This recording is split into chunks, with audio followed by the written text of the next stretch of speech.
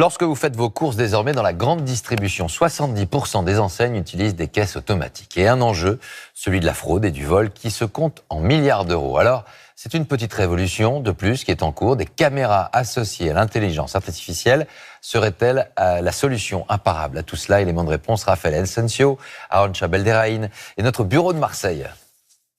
En toute discrétion, il cache des canettes de soda dans sa sacoche.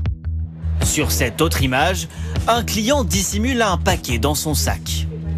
Avec l'apparition des caisses automatiques, les vols à l'étalage se sont multipliés dans les supermarchés. Et certains voleurs s'en vantent même sur les réseaux sociaux. Élu meilleur voleur de Monoprix. Alors la grande distribution contre-attaque. Pour réduire les vols et oublis aux caisses automatiques, ce supermarché du Var expérimente des caméras capables de détecter les comportements suspects grâce à l'intelligence artificielle. Un procédé qui interroge les clients. Je préfère une présence humaine qui me dise vous vous êtes trompé ou vous n'avez pas passé cet article. Voilà. Pourquoi pas? Mais il faut voir après, comme d'habitude, sur l'IA, c'est encore quelque chose qui est en devenir. Il faut voir s'il ne va pas y avoir des problèmes, des abus, ce genre de choses. L'usage de l'intelligence artificielle vient d'être approuvé par la Commission nationale de l'informatique et des libertés. Avec des conditions, lors d'une suspicion de vol, il doit y avoir une intervention humaine. Ici, l'hôtesse de caisse reçoit la vidéo. Après, le client il peut contester, mais là, à ce moment-là, on peut regarder et on lui explique effectivement qu'il s'est trompé, qu'il a fait une mauvaise manip.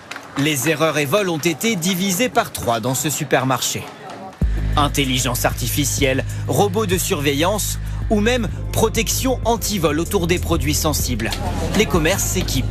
En 2024, 60 000 vols à l'étalage ont été recensés, plus 43% en 2 ans. Pour la grande distribution, c'est jusqu'à 6 milliards d'euros de pertes chaque année. Au-dessus de 2% de la perte de stock que de dégradation de produits ou de vol ou de mauvaise manipulation, ça met en danger la viabilité du commerce. Le dispositif est testé par plusieurs enseignes de la grande distribution et pourrait très rapidement se généraliser.